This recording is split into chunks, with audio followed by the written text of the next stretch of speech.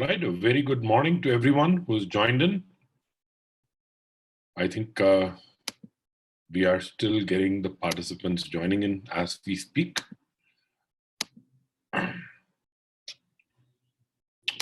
I'm your host, Arun, for this webinar. And as we have people joining in, I would like to just ask, where are you from? Which city? So if you can just locate the chat window. Great. Vivek from Bangalore.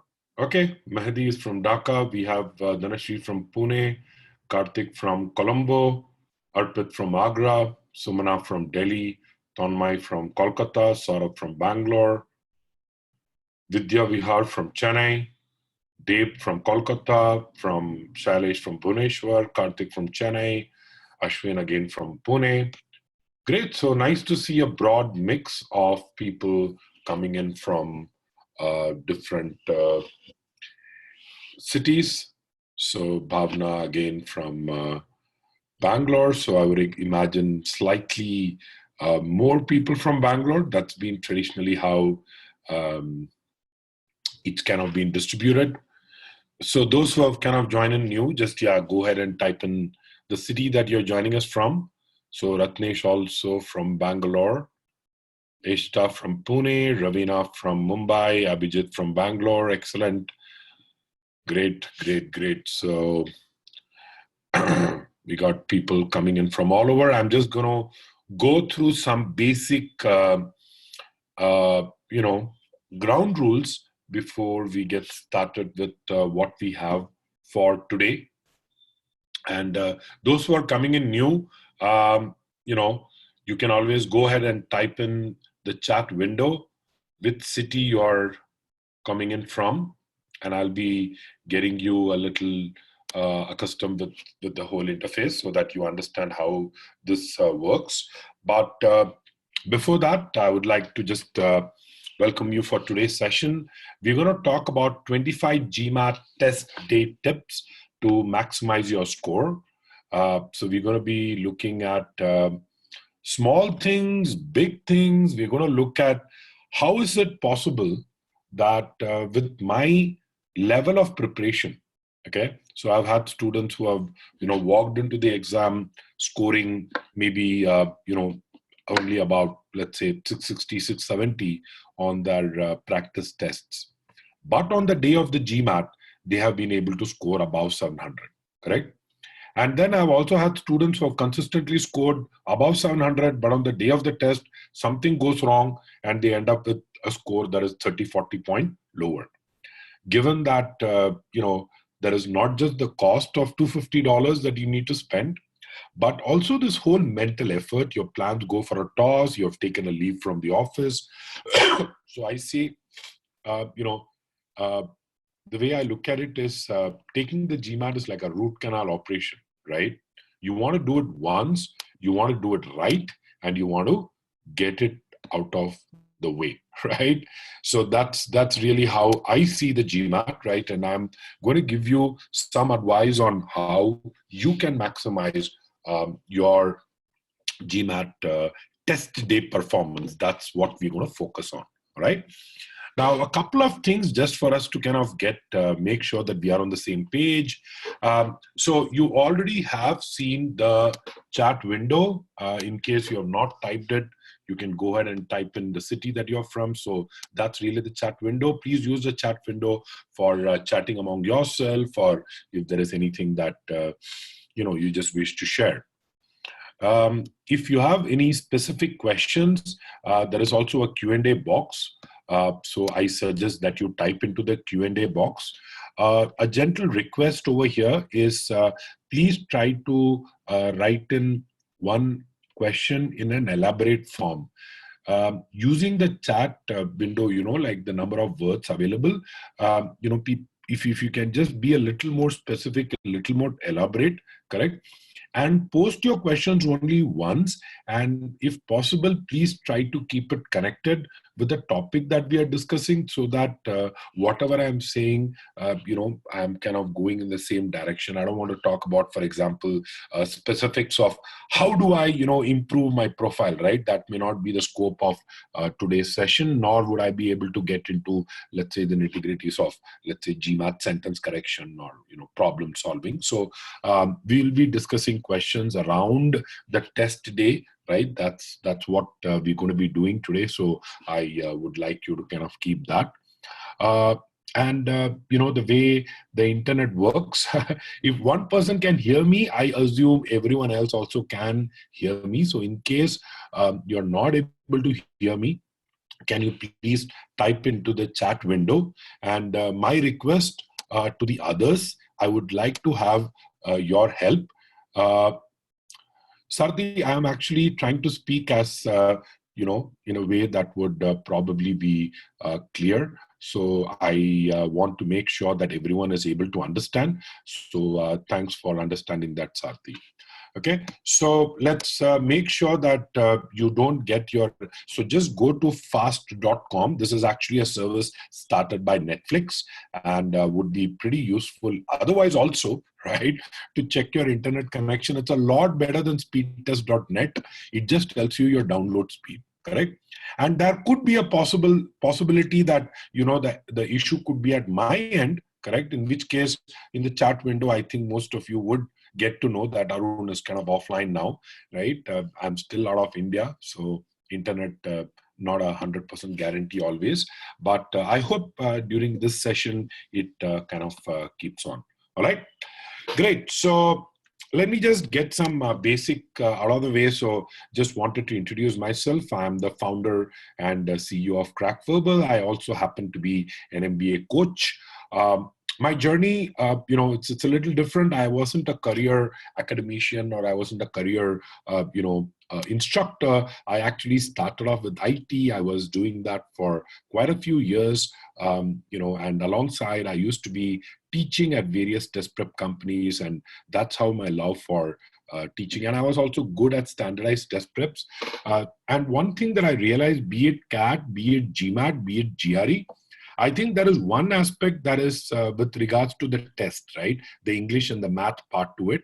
But there is another part, which is the psychology behind the test, right? How does the test taker actually think? And that's really been the philosophy, behind starting CrackFootball. And, I have designed the GMAT curriculum from ground up to ensure that the test taker is thinking like the test setter. Correct. So that's what I always say, that, think of it as a test. It's a skill. It's not your knowledge of English or math. Okay. Yes, obviously the knowledge does matter, but to a large extent, what also matters is your ability to actually maintain your focus on the day of the test, right? Nobody cares what your accuracy is on the OG, right? What is GMAT? GMAT is really a test of making executive assessment. Right, so that's the philosophy behind the GMAT online course, and I also have a YouTube channel. In case you have not seen that, I'll be giving you the link. So please make sure that you kind of go ahead and have a look at it. So if you just go to crackfootball.com, that is the website. You should be able to see our blogs, our success stories, and all the other things that you will see on the website. That should kind of help you. Just wanted to kind of let you know that we have a free online course as well. So in case you're interested to have a look at the free online course, please go ahead and sign up over here, in case you have not already done so, right? So I'm just giving you the link. Okay, so that's the free online course. And, my students have made it to top schools. And to be honest, my attempt is to just tell you what made them successful, correct? So I'm not claiming that I have the magic sauce that I invented. I would just say that I'm like the Harsha Bhogle. So if you realize, Harsha Bhogle is not really the, he's sitting with Tendulkar and Gavaskar and all these greats, but he brings a very layman's perspective towards cricket. Similarly, I like to keep things simple. I like to not complicate things, and I think that's really the essence, right? So that's about me. And I promise I'm going to keep this very short, right? So you already probably know about CrackFootball, which is why you are over here. And our job is to just, help mentor students who are really gunning for as high a GMAT score as possible and as good a school that they can get into, right? We don't cater to people who don't want to take the GMAT, or who just take the GMAT, get any random score and go to any random college in, New Zealand or, one of these places. We cater to a more select audience who are looking at gunning for, let's say, a 700 plus, looking for a top 20 kind of school in the world. Just on that, make sure that you also have, the YouTube channel that I mentioned. In case you have not done so already, I'm just going to give you the link for the YouTube channel. So there is the link for the YouTube channel. So make sure that you are, seeing the videos there, correct? I put in a lot of effort creating these videos. Not a lot of Indian companies right now producing content. So we hope that we produce a lot more content. Try to keep as much of this free as possible. In fact, we got a bunch of free resources as well. Again, I'm giving you the link, right? So on our website, we have right from all the past webinars to, the ones coming up. We have e-books, we have, solutions to official questions. We have, video library. So make sure that you are utilizing all these resources, right? That's my advice to you. All right. So without wasting much time, let me directly jump. And before I jump on to the main thing, I just had a couple of questions. The first one is just wanted to understand, how many of you are students, how many of you are non-students. So if you can just go ahead and type in the poll. Also tells me that you are actually focusing on this. One advice that I have for you, all the other tabs that you have opened, if you can just close, or if you can just ignore them, make this full screen, this webinar full screen, and if you can just focus and concentrate on what I'm going to say, I assure you that this is going to be of more value than perhaps, any other thing that you're going to do this week, right? So I'm going to bring in my experience of teaching, and tell you exactly what are the things that you need to know. I would like you to sit with a paper and a pen if possible, and I would like you to keep making these notes. This video would be available to you after the session gets over, but still I would like to, better understand this if I were to sit down with a paper and a pen. All right. All right, great. So I'm just ending the poll over here. So so it's a good mix. So we have like students, and we have a good mix of non-students as well. I also see that a few of you have not voted. So just wanted to kind of make sure that everyone is participating. Here is another question that I would like to know: when do you plan to take the GMAT? Because this session would help if you already have a clear GMAT date in mind, but still I wanted to, okay, so we have a bulk taking it in September, October, almost currently about 70% planning to take it in September. So quickly, can you just go ahead, and those who have come in now, if you can just go ahead and type in the poll. Yeah, so don't write Tanmoy and Arpit, just go ahead and put it in the chat. That should be fine. So I got quite a few respondents. So let me just go ahead and share the, results. So we have about 42%, and so about 70% of you, 80% of you are taking it in the next 3 months. That's good. Couple of you are undecided. Some of you are undecided. Some of you are planning to take it in December. Excellent. So just one thing, there is a feature which is called raise hand or something. I have no idea what to do when you raise your hand. So please don't raise your hand. Okay. And Also in the Q&A, Tanmoy, I see that you are posting multiple questions. Please post one question. Don't, use multiple questions. So the first thing is, as I said, you need the passport. I've had a lot of students who have not applied for the passport or had that passport given for visa stamping, have had their passport at their parents' house, and they thought that, I have a passport, but that is only for registration. When I go out to take the test, I'm not required to take it. So what I'll tell you the logic behind this. So GMAC, there is the body that's behind the GMAT. So when they came across this whole thing, they said, look, if you go to each country has its own identification system. For some, it could be the passport. For some, it could be the Aadhaar ID, right? So, and then for some, it could be, let's say, the voter's ID. So they said, instead of complicating it, right, instead of making it a bureaucratic nightmare, can we just have one ID?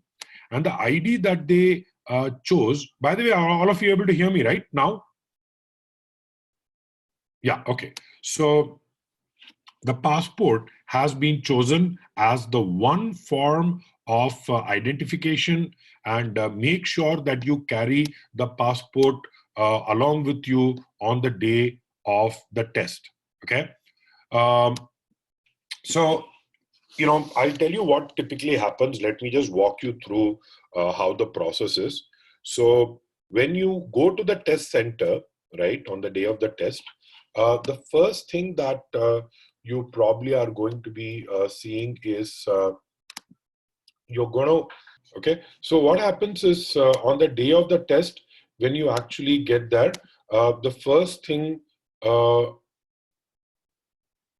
so Pratik, I don't know what you're typing, but if others could help Pratik, I don't know what problem is, but so when you kind of come on the day of the test,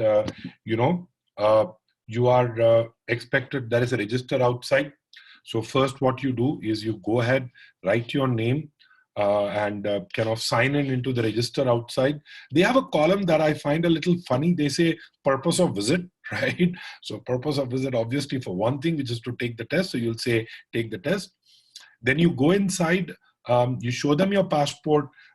In most places, I don't think there is a necessity for you to carry the, appointment letter, because they are going to map it against the passport that you have, correct? But some students feel a little more comfortable when they carry the appointment letter with them, right? So go and show your passport. They would be expecting you, so they kind of take down the details. They will basically make sure that they do the second thing. And the second thing, very important, make sure that your name is the same as in your passport. Okay. And I've had a lot of students come and say, oh, but the K, stands for my father's name, Kalyan, but I don't use that. It's only in my passport that it's used. Here's the bad news. If it is in your passport, it has to be, on the GMAT, registration also, correct? So make sure that you are absolutely, kind of getting the first name, the middle name, and the last name sorted out, correct? When you get the appointment letter, the one that you actually get on the website, just try to make sure that there is no confusion. Make sure that the same letters appear as first name, same word as the middle name, same word as the last name, correct? So it's important that you kind of go through that. And again, though it looks very obvious, the reason I'm telling you this is because I've had a lot of students who on the day of the GMAT have been stressed because they reach the center, they are told that the name doesn't match the way they have registered. So very, very important that you do this, okay? Now, just one thing before I get into tip 3 is I'm assuming that you're going to be taking it at your city, correct? So you're going to be taking it at a center in your city. My suggestion would be to actually do a resi of the center, maybe go there once, just to kind of get a sense of where it is, if it is possible, or whether if you're passing through that area, maybe you can just drop in to see where it is. More importantly, you know the time of your GMAT. So whether you're taking the morning test or the afternoon test, just try to see on Google Maps how long it is going to take. So Google Maps also tells you what is the average time that it usually takes, correct? Keep no more than a 15-20 minute buffer. Okay, nobody is going to say that you are not allowed to take the test because you're a couple of minutes late, right? But just you want to kind of ease the stress out, so you want to be on time, correct? Now, the idea is that try to see on a Wednesday. Let's say my test is on Wednesday at 8 a.m. in the morning, correct? So what I want to do is I want to check for Wednesdays in general, and Google gives you this data, that typically this time of the day, what time should I leave my house, correct? And if it says that it's a 30-minute drive, maybe you want to pick a 15-minute buffer and leave at 7:15, correct? One more thing, which is once you reach, okay, thanks, Sarthi. So Namita, just try to see if you can log out and log in back, okay? So now you reach the test center, they are going to kind of register you. What they will also do is they will give you a NDA, which is the non-disclosure agreement, correct? So all of you kind of fine with the flow. So you go in, you basically present your passport. They say, hey, we see your name, you're registered. They give you an NDA. You sign the NDA. They will also give you a key. This will be the key to your locker, correct? So you go to your locker, you sign the NDA, you go to your locker, you keep your stuff. Make sure that you actually, in some cases, in some centers they do, but they actually ask you to take your pocket inside out.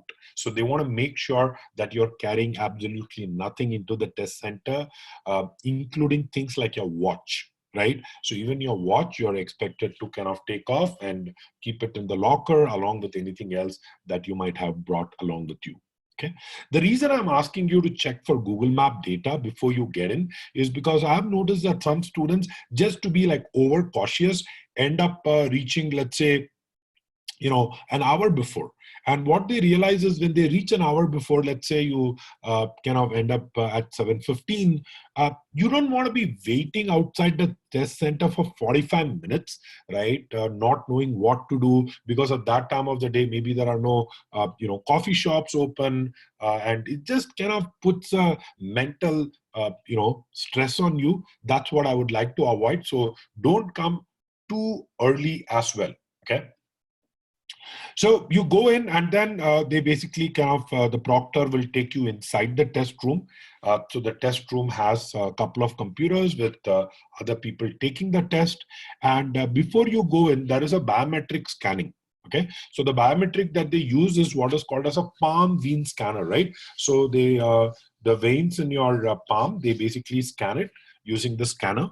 And once the scanning is done, they basically take you into the test center and they make you sit in front of your computer. They will make sure that the data is added, and then, the test starts, all right? One thing is no mobile phone at the test center. So I'll give you a very interesting incident that happened, unfortunate incident that happened. Is one of my students, he ended up, during the break, actually, this was during the break. So he had taken quant first, and then he was going to attempt verbal as a second section. So he walked out of the, this, went to the locker, opened, and he saw 6 missed calls, okay, from the same number. So what he did inadvertently is he called to see, what happened, and he was talking on the phone, right, in the center, and they basically ended up canceling his course, right?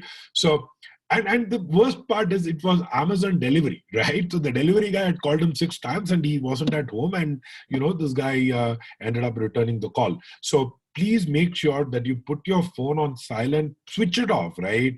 I mean, my best advice is, why do you need to look at messages? Maybe you get a WhatsApp message from someone. It just kind of takes you off the zone. So for you to be in the zone, very important that you kind of focus on the task at hand, okay? And just, kind of go through this motion mentally. So it's very important that you are in the zone and don't get defocused. Here is a very small trivia, by the way. The rule also says that if you were to take the OG, okay, the official guide at the test center, then also you are likely to be debarred from taking the test. First of all, who made this rule, right? I mean, how stupid and crazy this rule is, right? That, just because you have the copy of the official guide in the test center, that's a potential source for copying. Okay, I have no idea how. Second, who in his right mind would actually take the OG inside the test center? I mean, why would you do that? Why would you take the OG, right? It's not that you're doing some last minute revision, correct? So please keep the OG at home. Make sure that your mobile is switched off. Though these are all small points, but I've noticed sometimes can cause problems. All right. Make sure that you eat a protein-rich breakfast, and this is in general. I'm not a nutritionist, but I have an interest in reading about how to get your body into peak performance state. And one way in which you can get it into peak performance state is have a protein-rich breakfast. And even if you don't want like pure protein, I'm not saying that you only need to have eggs or sandwiches or milk. This is just a illustrative image, right? And I'm not saying protein as a non-veg. I'm a vegetarian, by the way, just to give you a background. So for me, protein is maybe legumes, maybe sambar, correct? So I feel one of the best breakfast is idli sambar. Okay, I don't know what's your favorite breakfast, but can you just go ahead and type in your favorite breakfast in the chat window? So irrespective of where your time is, I had someone else ask, what time should I, read the center? Read the center at 10:45, correct? So yeah, those are parathas, right? Roasted chicken, perfect. I mean, if that works for you, correct? Plain dosa with mola kapadi, that's one of my favorites, by the way. Masala dosa, waffles, cornflakes, poha, right? Omelette, sprouts. Excellent. So eat stuff that you would otherwise eat regularly, okay? Don't eat things just because it's the day of the GMAT, okay? You don't want to have an upset stomach, right? And make sure that it's not too heavy. Make sure that it's not, going to kind of fill your stomach, right? But it's just the exact amount for you to think nimbly. So that's what my advice would be for the breakfast. But remember, that you need to have something to eat before the test so that you get all the mental energy. Don't have pure sugar, because sugar, as carbs tend to do, they take you on a high, but then you also end up crashing. So my advice is against having any kind of breakfast that would be like that, right? Now I'm going to go to the questions. Don't worry, I'll get to the questions. Let me just see.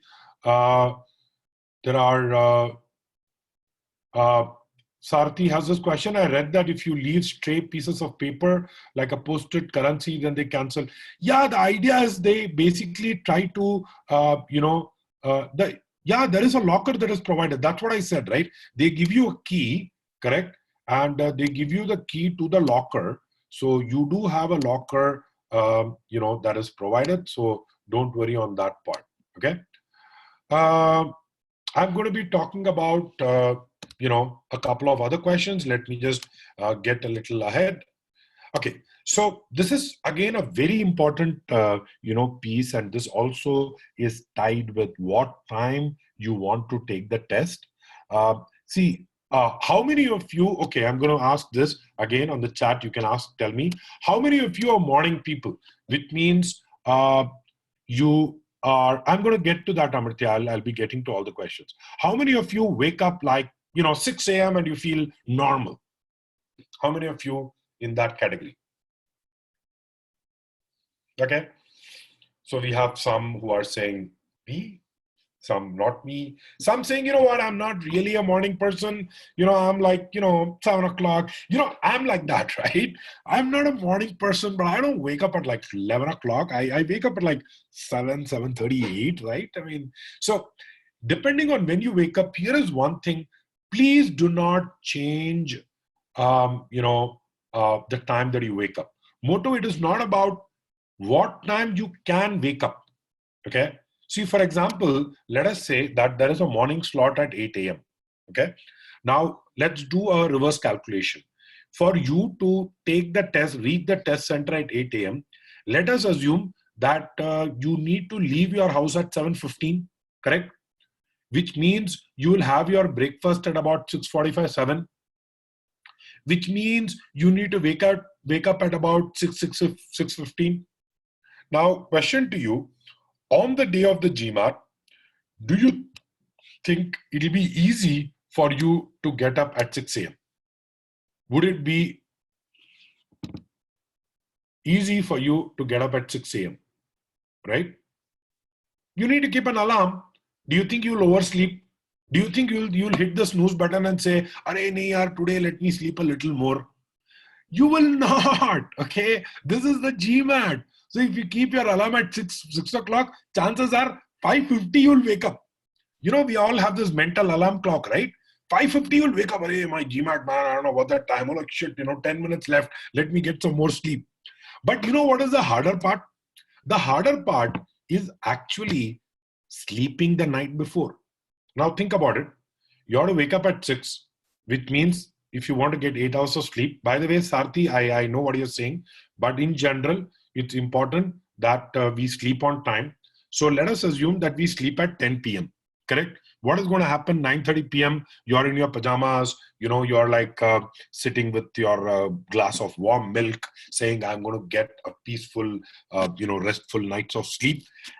And exactly at 9:45, you switch off the lights, you tell everyone, hey, don't disturb me, tomorrow's my GMAT, and then you go to bed, close your eyes. Guess what you're going to get? Sweet dreams or dreadful nightmares, right? Chances are you're going to get nightmares. You're like, shoot, that's it. This is the moment of truth. I'm going to get my GMAT score tomorrow. All these months of preparation, eventually it's come to this. And that stress can sometimes make people stay up late. So my suggestion, just get used to sleeping at a particular time, waking up at a particular time, and whatever works for you, right? 8 hours or 7 hours for me, 8 hours, I think I tend to oversleep. And my body feels a little sluggish when I sleep 8 hours. For me, ideally, 7 hours is good. So, pick whatever it is, but make sure that you get your circadian cycle in place. And, on the day of the test, you need to put your body to peak performance mode, right? So this is one other way in which you can do so, all right?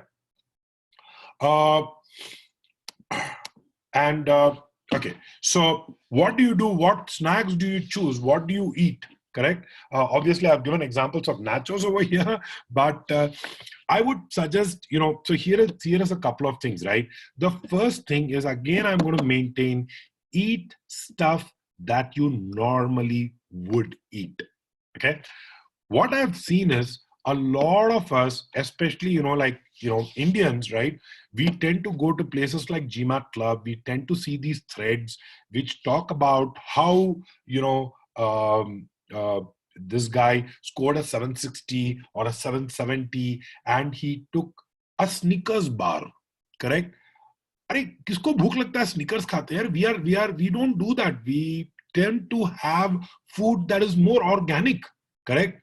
So first of all, I find this logic weird. Again, another thing that I've seen is people carrying Red Bull to the center, right? That also beats me. Like, you have never, especially if you have never had Red Bull in your life, correct? I've had students, I kid you not, what they do is before 2 or 3 days before the GMAT, they go for GMAT food shopping, okay? And they will get like 2 cans of Red Bull. They'll get a couple of chocolate bars.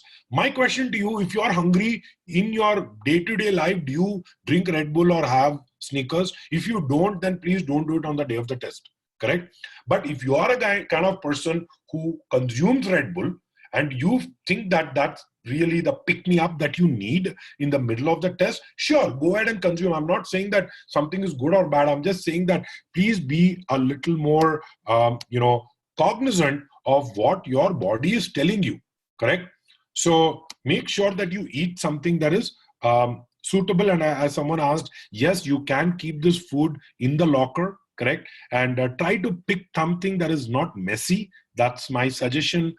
Usually a banana or something of that sort also works. But again, as I said, if you want to have something like that, sure. But just make sure that you know how your body reacts to these snacks. Okay. And again, as I said, this webinar is to say, if you were to take the GMAT with no difference in your preparation, with your preparation being absolutely the same, is it possible for us to get a 30-40 point increase, correct? Just by improving our performance on the day of the test. That's the objective of the session. I'm just reminding you, we are at tip 7. We have, quite a few more tips to go. We are going to go all the way till 25, tip 25, and I'm going to do it till about 11:30, right? Cool. Here is a really cool tip, right? So all of you understand experimental questions. In case you don't know, let me tell you, experimental questions are questions that do not count towards your final 3-digit GMAT score. In quant, you're going to get 3 such questions, and in verbal, you're going to get about 6 such questions, correct? So 3 questions in quant, 6 questions in verbal. Here is something that we do know for a fact, and I've gotten this from GMAT themselves. They have said that in so many ways. By the way, I'm not looking at the chat window because I see people are posting questions. Those who kind of joined in earlier, if you can just tell them what the protocol would be, it would be a little helpful. Yeah. And wait till the end. I'm going to cover a lot of points, and then I'll get to the Q&A in the last 30 minutes, okay? Now, why is it important for us to know that the experimental questions appear in the middle? It is because if I were to guess, I would probably not try to guess as fast in the first set of questions and towards the end. I want to kind of intersperse my mistakes, right? I want to make sure that my mistakes are kind of spread out. Right? So if at all you want to make a guess, the best time for you to guess on the GMAT is somewhere in the middle of the test, okay? Because your 3 questions in quant and the 6 questions in verbal that are experimental will be appearing somewhere in the middle. All right, so with that, let's get to the next tip, very, very, very important tip, which is please avoid this phenomenon called cognitive overload. Okay, what is cognitive overload? You put it in simple words, your brain is like a mobile, correct? Like a mobile battery. So as you consume more of your mobile, as you watch more videos and text more people and check your emails, your battery is going to go down, right? Similarly, the human brain also has limited battery, correct? Which is why, have you ever noticed that sometimes at 6 o'clock, 7 o'clock in the evening, after a very tired day, though you have been sitting in your desk, though you have not been physically moving, you feel this sense of, your energy being drained, your mental energy being drained. And at that time, if someone in your office comes and says, hey, I got a quick question for you, right? And you're like, well, at 7 p.m., there are no quick questions, right? Because your brain is just feeling the drag of, all the decisions that you've made. In fact, you can Google for this term. The term is called decision fatigue. Okay. So decision fatigue is the reason why apparently, Mark Zuckerberg has the same color hoodie because he doesn't want to wake up every day morning making the decision of what to wear, because he feels that all his mental energy should be focused towards Facebook. Now, my question to you, if you think you have more mental ability than Mark Zuckerberg, great. But if you are a mere mortal like the rest of us, you probably want to save this, which means I'm not. So I'll give you a couple of issues that happen over here, correct? First, don't take any decision, don't leave any decision making for the morning, correct? So what you're going to wear, what shoes you're going to wear, make sure that you get it the evening before, keep it ready. I have noticed some students do this. They have the test in the afternoon slot, for example, and what they do is they'll say, quickly, let me just do 1 hour of office work and let me just, wrap up certain things. Don't do that. Okay. Don't engage in a very difficult conversation with anyone, right? For example, your roommate could say, hey, by the way, agar aaj GMAT mein acha nahi hua, to what will you do? Don't engage in that conversation, right? Because anything that is going to make you think is going to use your mental energy. Try to walk into the test. So here is what I would like to tell you. When you see the first question, okay, on the GMAT, you should have near perfect mental energy. Okay, you need to have near perfect mental composure so that your 100% is pouring out on the questions, not on anything else. Okay, so just make sure no decisions except for GMAT on the day of the test. All right. Next one, you would be provided with a scratch paper. What you see is a pad, I understand, but the scratch paper would look kind of similar. You're going to be getting a piece, a couple of sheets. A few things about this. First is it will be provided to you when you start the test. Make sure that you kind of write using so you also get a pen, which is more like a marker pen. It's a Stedler pen. So you can kind of start writing with it. I've had some cases where students have said that the pen was basically drying out, the ink wasn't, it became dry. So make sure you scribble, make sure that you're comfortable when you get your scratch paper, correct? The other thing about the scratch paper is, all the calculations you need to be, doing it in the scratch paper. So make sure that you optimally utilize it. Like, don't overthink it. You can always get an extra scratch paper. In fact, when you're running out of the scratch paper, please raise your hand. Correct. So if you're a righty and you're making your calculations with the right hand, just keep your left hand and just keep your left hand raised. Right. So if you keep it raised, someone will come and give you the second scratch paper. So make sure that you kind of ask for the scratch paper in advance. All right. And I've had students who have asked me, Arun, should I get these mock scratch papers available online and practice it? Sure, you can do it, but I don't think that's a biggie. It's as good as using a paper and a pen. So I wouldn't really bother too much on that, right? Decide on the section selection order, correct? What is it going to be for you? Are you going to start with verbal, then go on to quant, then go on to AWIR, or you're going to start with, so either you can start with quant, or you can start with verbal, or you can start with AWA and IR. Okay, so my suggestion is, whatever the choice you pick, make sure that you try it out at least a couple of times in the practice tests, right? One caution over here is, in case you take two tests, and let's say the difference between the two tests, let's say you start with verbal, you get a 700, you start with quant, and you get a 720, correct? Don't automatically assume that the 20-point increase is because of the section selection, correct? The 20-point increase could have been through various reasons. So my take would be, instead of looking at your scores in the practice test for you to decide whether you should be taking verbal or quant or AWIR, I would suggest try variating, try to see what is your personal style. So there are two extremes, there are pros and cons, right? So let's look at the pros.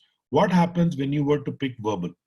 When you were to pick verbal as your first section, then you have a lot of mental energy, correct? So especially things like reading comprehension, you are able to kind of go through without worrying too much. So that's one, yeah.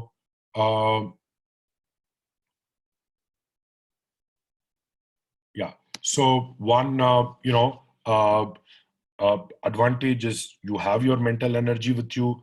The second, or rather the flip side of it, of starting with verbal could be, see, whenever you start any section, be it quant or verbal, and this is something that I've had a lot of students tell me, and I believe it's a real problem, so it's good for you to be aware of it. When you start the test, there is a certain level of inertia. You understand what is inertia? This feeling that I am kind of proceeding, but my brain is a little slow. Why? Because you're not picked the momentum, right? You're not kind of fully warmed up. So it's only after solving a few questions, we actually get warmed up, right? So people who feel that their quant is the strong point, correct? What you will realize is if you're going to spend time on verbal and, the first few questions of verbal drag out, you end up, let's say, getting a little pressed for time. And for whatever reasons you feel you did not do as well as you should have wanted in the verbal section, you're going to walk in with a negative mindset in the quant section. Right? So if your strong point is quant, then you may end up having a, like a less than ideal start to quant because your verbal was maybe messed up, correct? So maybe you want to start with quant, which is your strongest point, correct? And kind of max out quant, walk into verbal with the confidence that you've kind of cracked quant, and with the kind of momentum also, right? So you kind of got off the mental inertia and you're now raring to go in the verbal section, correct? But I'm just telling you that both ways work out, right? So either you start with verbal or with quant. Make sure that you understand how your brain works. You see what is your strong point, whether it's verbal, whether it's quant, and try to pick what you think would work best for you. All right. Next one is, and again, I'm just telling you that there is an option to cancel your scores. I hope you are aware of it. Just once again, please.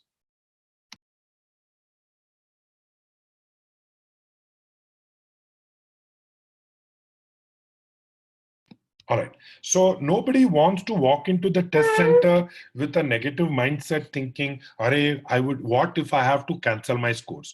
But my take is it's better for you to have a cutoff in mind. Correct. So walk in with some kind of a cutoff. Maybe 600 is your cutoff, 650 is your cutoff, right? So whatever score you think, go in with that cutoff score and say, because what will happen is immediately after your GMAT, you will be asked, right, whether you want to accept your scores or cancel it. And at that point, it becomes very hard for you to assess, how did I do? Why did I get that score? And always remember that no matter what you score, you'll always feel, I wish I could have scored a little bit more, correct? So it's better that you walk in with a number in mind, correct? And you're going to say, anything above this number, I'm going to accept. Anything below this number, I'm going to reject. Okay, here are a couple of things, by the way. Don't stress too much for this, because even if you cancel your scores, I hope you know that you can reinstate your scores. Okay, so if you cancel your scores, later on you can reinstate. Vice versa. If you end up accepting your scores, then even after taking the test, you can still cancel it. Correct? So don't stress too much, but walk in with a particular cutoff in mind. Carry some kind of medicines for emergency. For example, let's say headache, right? So what works for you? Maybe it is Disprin, correct? That works well for you. Carry a couple of Disprins. It's sometimes, especially when you're putting a lot of load on your brain, you may develop a headache. So please, carry that. Or if you are an asthmatic, for example, carry your asthma, inhaler. If you, wear spectacles, maybe you want to carry a pair of spare specs just to be on the safe side. So just make sure that you're taking care of this contingency, especially headache. Okay. So especially headache, I don't know, you want to carry your whole medical kit, but just a couple of very crucial things, or maybe a paracetamol, right? Maybe ibuprofen, whatever painkiller is your poison, make sure that you carry it on the day of the test. All right.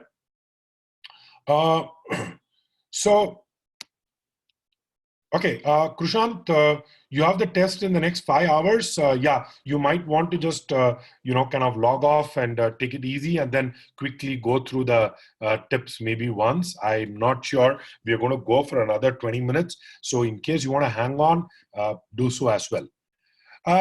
Okay, I think, it's pointless for you to drive.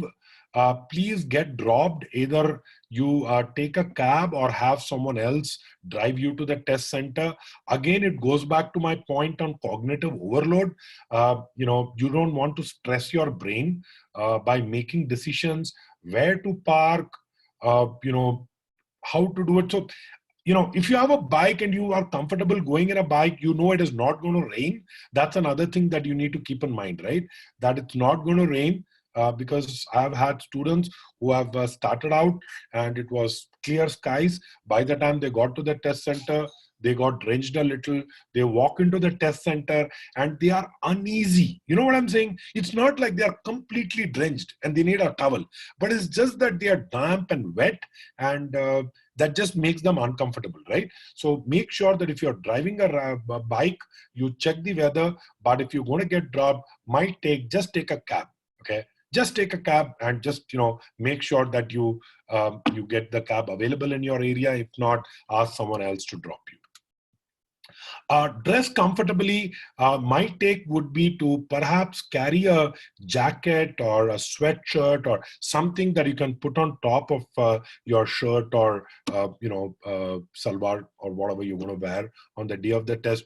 Wear comfortable clothing, but I've had students come and tell me that there have been instances where the AC blast was a little too high and they felt very cold.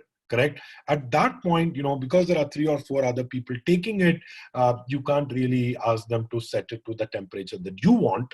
Okay. So it's better for you to kind of just carry one extra layer of clothing. Correct. Just one extra layer of clothing for you to take care of the contingency. What if it is too cold? Usually it is not too warm, but obviously if it is too warm, then, even with your t-shirt, then, you could just check if the AC is working, right? But most cases I have not had that as a problem. By the way, just on this point, you can always go and tell the proctor, right? Like you can always tell them that, hey, I find that let's say there is a sound coming from outside or some kind of disturbance that you have. Please feel free to raise it to the proctor, correct? And as CrackFootball students, if you face any issues in the day of your test at your test center, please write to me, correct? By the way, in case you don't have my details, I'm just giving you my email address. So my email address is arunj@crackfootball.com. So yeah, that's my email address. So I work very closely with GMAT, and one of the things that we try to do along with GMAT is to make sure that at least the test day setting is conducive to you, correct? So if there is any kind of irregularities or anything that about a particular center that you want to report, you can directly report to GMAT, but you can also let me know, or I could also raise the issue, but you should be raising it to GMAT if there is any other issue. All right, next one, write down your pacing chart. What is a pacing chart? In case you don't know, pacing chart is essentially the number of questions and the number of time available, correct? Remember that on the GMAT, your timer is going to be a countdown timer. What is the meaning of a countdown timer? It means it's not going to go from 0 to, let's say, 62. It is going to go from 62 back down to 0. Correct. So what I would do is, especially for verbal, I would write down a simple pacing chart.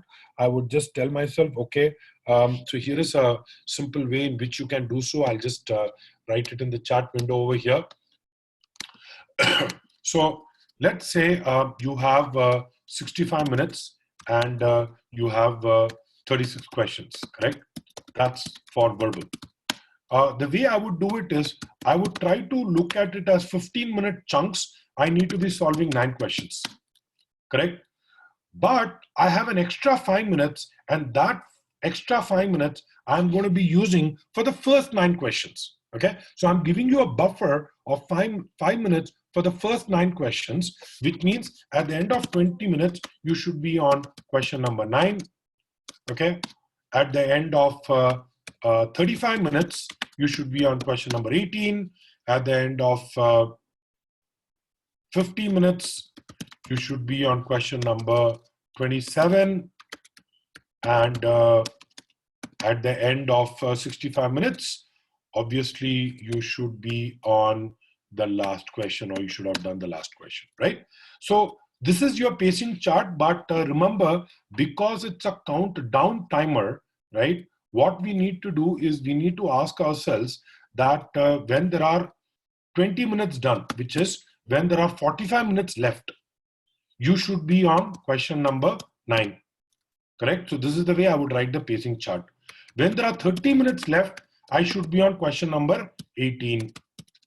When there are 15 minutes left, I should be on question number 27. These are the three numbers you need. At the end of 45 minutes, at the end of 30 minutes remaining, at the end of 15 minutes remaining, right? Just have a sense of what question you would be on. So writing down the pacing chart helps you in two ways. One, it kind of gives you a sense of how fast or slow you're going. So in case you want to guess, you can guess a lot faster at some point, especially given the information that I gave you earlier, which is that all the experimental questions are somewhere in the middle of the test, right?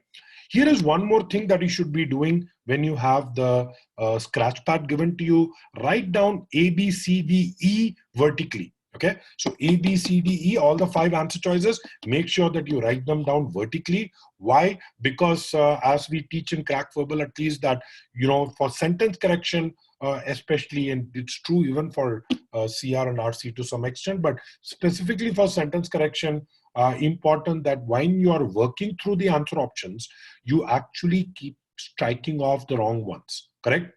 You don't select the right one, you just keep striking off the wrong one. So make sure that you write down ABCDE in the test, okay, in the scratch part that is given to you, all right? All right. So you know that you're going to get a break. So you get 2 breaks on the GMAT. So the first break you're going to get is after the first section. So let's say you do verbal or quant. After that, you get an 8-minute break. Then whatever section is left. So if you have done verbal, then you'll do quant. If you have done quant, then you'll do verbal. And then you're going to have the AWIR, correct? So you're going to get 2 breaks of 8 minutes. Now, here is a funny thing. You know the time is over on the laptop, okay? Your test screen will tell you that the time is up. Now you don't have the watch. Excuse me. You don't have the watch. So what is going to happen is you're going to come out, go to the bathroom, right? Go to your locker, open, eat something, drink something, okay? If nothing, get a bottle of water, drink something, eat something, and then you're going to say, well, is 8 minutes over? I don't know, correct? So whether 8 minutes is over or not, people tend to be a little conservative. So there are one of two things, right? A, you end up being very conservative. You think, you know, only 3-4 minutes are over, but let me go and enjoy the rest of the break inside the testing hall, testing place. And the moment you enter, by the way, again, you need to give your biometric, okay? The moment you enter the center back, guess what is going to happen? The proctor is going to come and start the test as soon as you sit down. So you are not going to get the luxury of the 8 minutes by spending 4 minutes outside and 4 minutes inside. Now you want to maximize your 8 minutes. You are saying, you know what, let me just go all the way to 8 minutes, right? In which case, what may happen is, in case you end up overshooting your time, and it's happened in a couple of cases where students have told me that, Arun, I somehow ran out of time, and by the time I went to the second section, I saw that 1.5 minutes have already passed. Now think about it. 1.5 minutes is not a big deal, okay? It's not a make or break factor. But, you know, on the day of the test, we get into this panic mode, right? So what has happened is students, when they realize, 1.5 minutes I kind of lost. And that puts them in a negative frame of mind, and that ends up screwing the rest of the test, correct? So if I were to say taking a shorter break is better than taking a longer break, but remember there are no timers, right? So you need to use your own assessment, okay, of how long it's going to take. So my suggestion, keep you know, your mind on that.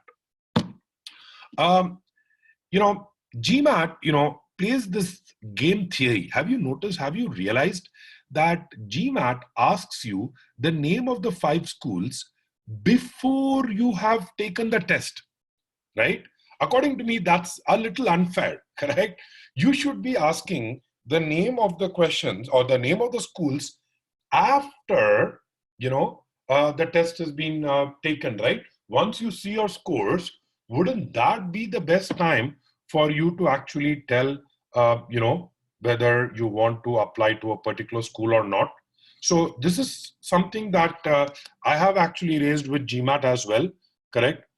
So unfortunately, the way it is right now, you will end up having to give the 5 schools before your test starts. Now, you don't need to remember the school code for these exams, okay? So you don't need to do that. Don't worry on that. But just remember what are the 5 things that you would kind of keep in mind, okay, while you are walking into the test center, correct? So have a tentative idea, right? I mean, you need to know, okay, you know what, depending on how it goes, I still am going to be applying to ISB. I'm going to apply to IIM Ahmedabad, IIM Bangalore. Baki, I have 2 schools. I don't have any idea, but let me give some random shot. Let me write INSEAD and let me write NUS, correct? So even if you have a general sense, please go ahead and do that. Keep the 5 schools ready. The last thing that I want you to do is stress about this. Remember, you can always pay additionally and send it to as many schools as you want. Okay, that's not a problem. So please don't stress on this point. Tip 20 coming up. Someone asked me this earlier, which is what do I do? I told you already, if you don't drink Red Bull, please don't drink Red Bull on the day of the test. You don't know how your body is going to react. But I've also had students who have come and told me that, you know, what if I want to have a smoke, or what if I want to have coffee? I can fix the coffee part. Okay, I'm not sure if I can fix the smoke part. Maybe you can have a smoke before you come into the test. Maybe you can carry like a nicotine patch. Maybe you can have a nicotine gum while you're taking the test. If that helps, that's option number 1. For coffee, you can always carry like a small flask of coffee. You can always carry these, you know, you must have seen in Starbucks, they have this cold coffee that comes in this very nice can. So maybe you want to carry something like that. But be aware of the effect of having it and not having it on the day of the test. Correct. So it's important that we kind of get ourselves in the peak state. Okay. So it's important that, by the way, those who are putting questions in the chat window, I'm not going to be looking at it. So please go ahead and type it into the Q&A window, and I'll be taking the questions very shortly. Thank you.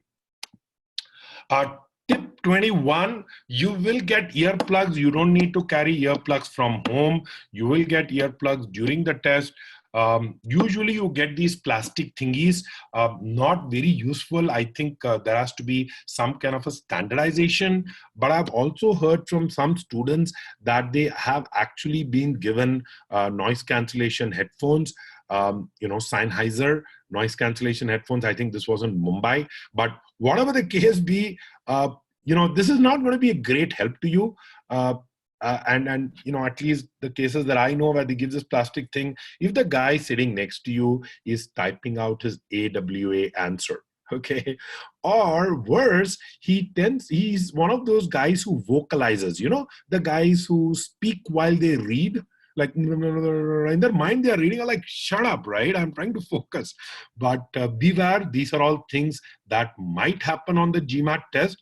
I just wanted to give you the tip that you know, you will be given earplugs. The efficacy of the earplugs is questionable, but be aware that there may be some kind of noise. It could be noise from the guy sitting next to you, and in some cases, I don't want to scare you, but in some cases, I've had people tell me that there is a construction noise coming from outside. See, in India, it becomes very hard for us to control these kind of variables. But you know, just if there is a major issue, then you can always report it to GMAT. Otherwise, just be mentally prepared. I think sometimes what happens is students stress so much, they keep talking about it for so long that they say, oh, you know what, my test got screwed because the guy sitting next to me was typing something or saying something, right? You know, don't feel that, you know, don't feel victimized, you know. So just say that, okay, you know, that happens to most people. Don't stress, don't worry, let me focus on what I can do best. I've already said this, but just going to say this again. Ideally, 8 hours of sleep, okay? But, you know, 7 hours in some cases work. If you think you're a person who sleeps for 6 hours. Someone mentioned this. You are able to sleep for like 5 or 6 hours and still do very well. There are few people who do that. All the best to you if you want to take the risk. But in general, try to sleep what would be a good night's sleep for you, correct? Don't worry about anything. There are some meditative apps that you can use. I personally use an app called Headspace that also gives me this, night routine that kind of relaxes your brain, that kind of lets you put down your baggage for the day so that you're kind of rested, you're relaxed, and you kind of doze off into a good night's deep sleep. Okay, so whatever routine works for you. For example, I've had people tell me that taking a nice warm shower, at night before they go to sleep relaxes them. But guess what happens to me? If I were to take a shower at night, I'm like pumped, okay? I can't sleep. Then I have to watch TV. So, it doesn't work for me. So don't take these advice from people. Just see what works best for you. But make sure that you're relaxed, because this is one big factor, right? If all the factors that I mentioned, getting good night's sleep is perhaps the largest factor. Apart from what you eat, is going to be the one of the largest factors. So pay attention to that. And generally try to have a positive frame of mind, correct, while you're walking into the test center. And here are a couple of tips that you can do. The first thing that I encourage students is to read all these student debriefs, right? People who have actually done very well. Try to read their threads on GMAT Club, which talks about what they did and how they tried to kind of prepare. And it just, when you hear a good story, it just makes you feel more positive, right? It just makes you feel a little better. One more thing that I would suggest, and I know it sounds a little odd, but trust me, it actually works, is actually imagining what would happen on the day of the test. Okay, so just try to visualize, close your eyes, try to visualize. So you've started the test, you kind of are feeling, a good rhythm. You are able to get all the answers. Many questions look familiar. Then you have a break, you go out, you take this, have whatever you eat or drink during the break. You come out, everything is, natural, organic, it's processing, and you are feeling full of energy as you get into your second section. You know that you've cracked it. You go ahead, you type out your AW answer based on the template. You go ahead and make a couple of guesses and try to maximize your IR. And then when you click on submit, I want you to just close your eyes and visualize what score would you like to see, correct? You want to see a 760 in your mental eye, okay? In your mental eye, try to see 760 on the score, correct? That will make a difference in terms of the way your brain, processes it, correct? So, there is this thing, right? Dreams are made twice, once in your mind and once in reality, okay? Now, coming to the other part, okay, with regards to taking, tests, my advice is don't take too many tests. I've had students who have, by the way, those who are posting on the chat window, if it's a question, please post it in the Q&A box. I'm going to be picking the top 10 to 12 questions for Q&A in the next 5 minutes. So we are at point tip number 24. I'll be going all the way to tip number 25, okay? So we have just 2 more tips left, and put it in the Q&A box, please. So the problem with taking too many tests is that, you don't prepare for a marathon by running 1 marathon every day for the previous week, correct? If you're going to run a marathon, you probably want to give your body that, you want to give it a little strength. You want to maintain your stamina. So I would probably stop taking it. Like my last test would be a couple of days before the actual GMAT, correct? And don't just take like random. I've had students who have like, like 2 weeks left, I'll take like 8 tests, right? It's stupid. Don't do that.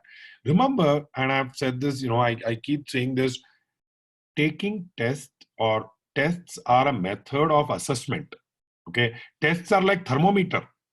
Tests are going to tell you whether you're sick or whether you're all right. Okay. That score is just going to reflect your current capacity right now. Just like measuring your fever every day with thermometer 10 times is not going to make you feel better. Similarly, taking multiple tests is not going to improve you. Your improvement will always come through practice, correct? So don't focus too much on tests, especially in the last few days. You want to not overstress your brain. And the last one is, between solving new questions versus solving existing questions. The answer would be try to, reduce the new questions you're solving. Okay. And I would try to go back to the old ones, really analyze what it is that, I need to do. So just try to put yourself in that zone so that you are able to kind of look at what is it that you will need to do differently, or what is it that you have learned from that question. If a similar question appears on the GMAT, correct? What do I do? Those are the kind of questions that you need to be asking yourself. So my suggestion, revise more. So I would say 80% revision, 70% revision, and maybe 20 to 30% solving new questions. All right? So that has been my 25 tips. I hope that was useful. I'm going to get to the questions. I'm going to ignore questions which are talking about things like the profile. Someone has asked this. So if you want to take the test at the CrackFootball Center, please let us know.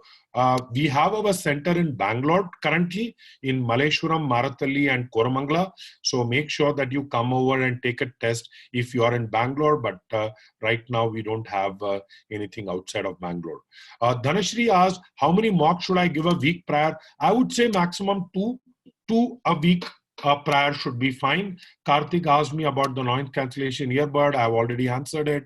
Sarthi mentioned uncomfortable with surrounding sound. I've already answered that, but just get more comfortable doing so. Correct? I read questions while... So a person has asked, I read questions while attempting questions which create a bit noise. Is that not allowed? Well, you can always murmur. The problem is with the guy sitting next to you. Right? He might have a problem, but if that is what you do, then that's what you do.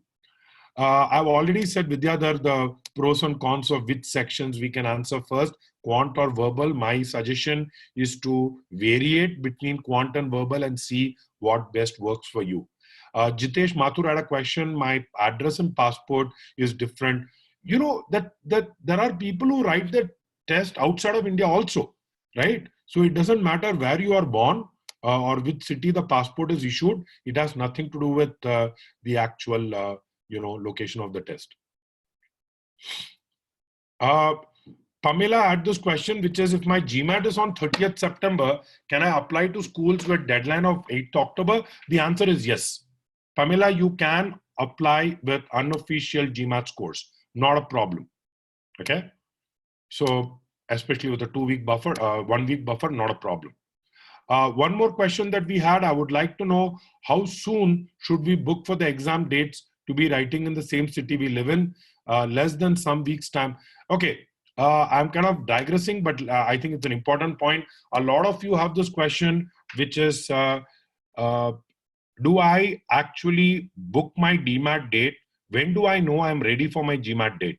Here is what I suggest. If you're not ready for your GMAT date, try to pick a date when you know you will pick a date for your GMAT. For example, today is September 1st, correct? Tell yourself that maybe by September 30th, that is my deadline. My deadline is September 30th. By September 30th or on September 30th, I will pick the date of my GMAT. So now what you're doing is, you don't know when your GMAT is, but at least you know by when you will get to know when your GMAT is going to be. You know what I'm saying? Like one level of indirection. Okay.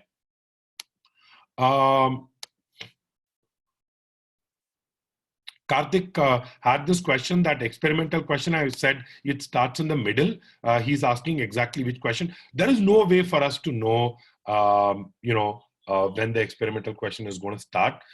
So let me safely say the first 5 questions and the last 5 questions, be a little careful. I don't want you to guess on that. Okay. So hopefully that helps. Can we get as many scratch papers as needed? The answer is yes. You will typically get as many scratch papers as you want. One more question that we have is a particular thing. How important is it to score in integrated reasoning? Might take five is a number. If you're going to get above 5 out of 8, you are good to go. Okay, so 5 is the number that I would kind of try to get above, right? So 5 and above in IR, I wouldn't worry. What is the point to cancel the scores? Piyush, the reason why people cancel scores is because what happens a lot of times is on the GMAT, you don't want the B schools to know that you have performed poorly, right? That is the only reason. Sarthi, you asked a very specific question on pacing. If you're a CrackFootball student, I would suggest you get in touch with the team and we can help you on strategy. Anonymous, someone asked, can I write on the scratch paper before exam starts? The answer is no. You can write only after the exam starts, right? So you can write ABCDE not before the start, but actually only after the start of the test. How much can I expect if I score? If you scored 650 in the official test, you probably are going to get 650 in the actual test also. But as I said today, if you are able to maintain your mental energy better, it is possible that you end up with a slightly better score because, we produce a lot of adrenaline, and this is a good kind of enzyme or hormone to have if you know how to control it, correct? So my suggestion, why not? Okay. Yeah, so this video will be available to you, so don't worry, correct? So this video would be available to you. So there is Satyen Vishnoy had this question, what should be the best strategy to guess experimental questions? I have a complete 1.5 hour video on how to guess on the GMAT. It's just a laser focused webinar on how to guess. In case you're interested, I can just see if I can try to get you that. I had actually done it for GMAT Club a couple of days ago. So just give me a second. Let me just try to see if I can get that video for you and post it. So this is a webinar that was focused, as I said, just on one thing, which is how to guess on the GMAT, right? That was the only objective. What is where is it? Conquering assumption-based guessing strategy. Okay, got it. So I'm just putting it on the chat window.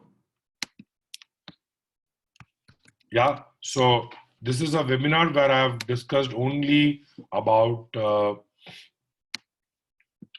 guessing strategies, okay? I have one more question over here, interesting question, which is took the GMAT but had a bad experience. The guy sitting next to me was coughing continuously throughout the 3 hours of my test, was also murmuring the questions throughout. I told the issue to the invigilator during the break. There was no action and I spoiled my GMAT. My suggestion, Aviral, please raise it to GMAT. But problem is sometimes, these are things that are not quantifiable. Correct. So now what will happen is that they will say that, oh, he coughed once or twice. The student, just because he got a poor score, is trying to, make it into a bigger point. So there is going to be a little this, but from our side, I think, the best is to, raise it. Correct. Akash Lochab had this question, what to do if the computer hung and affect the GMAT score? Most GMAT centers, if there is some kind of issue at their side, they will basically let you, they give you this recourse of taking the GMAT on another date. Okay, so in case you are able to take the GMAT on another date, please do so. Okay. Vamsi Krishna had this interesting question, is jewelry allowed in the exam hall? The answer is yes. So this is not a security test, so you're not going to be, really looking at stuff like that. So yeah, perfectly okay. Shraval Srinivas had a question, should I refer my error log before the exam? Yes, Shraval, absolutely. Please look at your error log to make sure that you are kind of focusing on the kind of mistakes that you should be avoiding on the GMAT. I'm going to be taking questions that are related to what we have discussed. So I'm just going to skip the questions which are talking about, like for example, which are the schools available. So as I said, these are all things that we might not be discussing today. Okay, so I can't, just this. So let me, yeah, Baby Gupta, can I use Aadhaar as a proof? No, only passport is a proof. No Aadhaar, no driver's license, no nothing. Okay. Namita Sunny had this interesting point. I prepared for my GMAT for almost 5 months. And when I take mock tests, I'm freaking out. I couldn't even breathe properly. And I'm getting scores lower than what I got on my first mock test. What should I do? I even feel like quitting. Namita, I understand exactly how you feel. There are two types of thinking. If you have read this book by Daniel Kahneman called Thinking Fast and Slow, there is a certain amount of fast thinking that is required on the GMAT. Whereas I've known a lot of people who are extremely successful in their lives, but they are slow thinkers, right? They need time. They kind of are able to connect all the dots. They are, they are big picture people.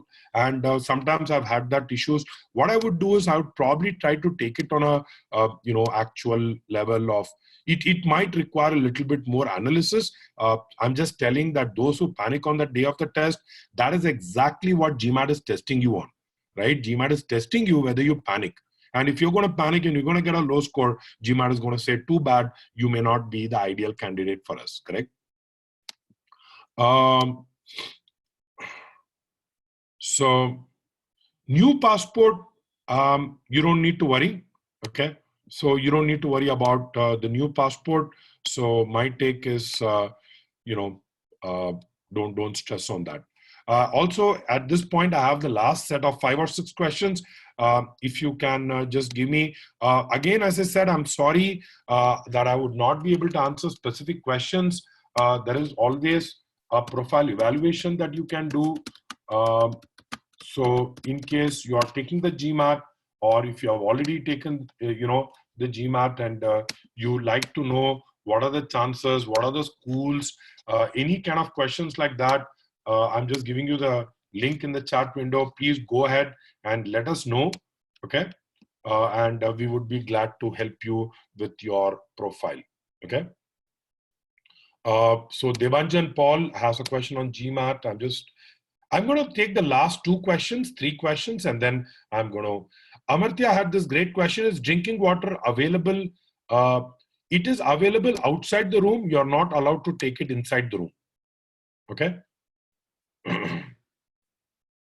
Okay. Rest of the questions around specific things on GMAT, specific things on how to improve your timing, all of that, we will be taking it in the profile evaluation. I hope you understand that given the time that we have, I wanted to keep it focused on what happens on the day of the GMAT. Shreyans Jain had this question. I have exhausted all my OG mocks. Can you suggest which other mock I should do? My suggestion, don't do any other mocks, okay? Don't do any non-official material a week or so before the test. You're going to cause yourself more harm than benefit, okay? Just do official questions. And as I said, just do the official guide questions, should be more than enough, okay? Can you take Venkatesh B had a question, which is, can I maximize my effort by taking a leave?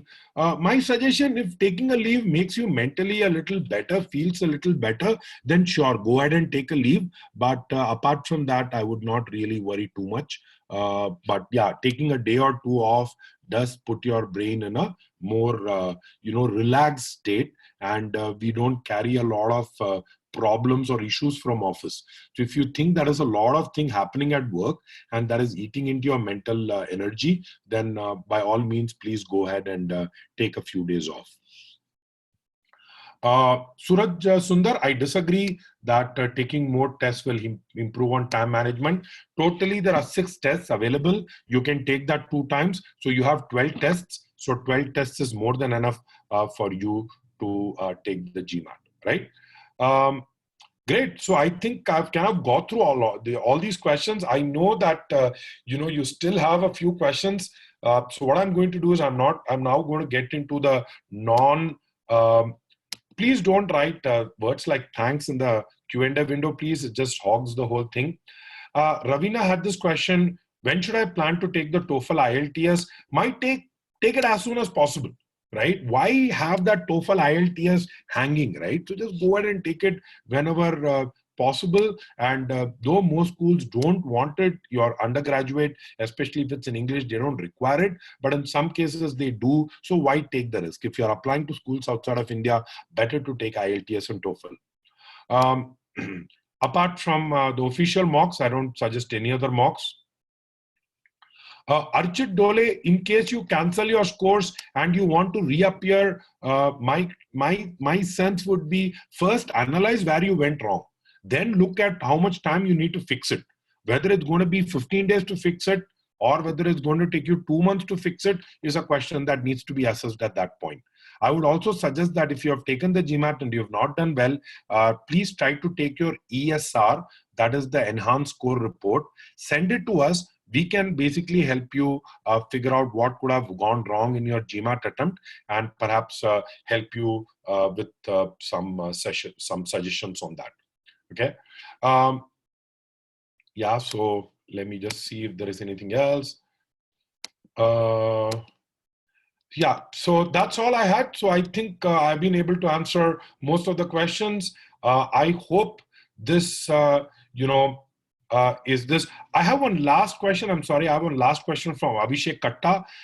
He says, you should be done with 9 questions in 20 minutes. So when you reach question number 10, you ideally should read. That is correct, Abhishek. That's right. Okay. So thanks a lot. It was a pleasure, giving this session to you today. I hope you benefited from this as well, right? And thank you. And this recording will be made available to you. And have a great rest of the weekend.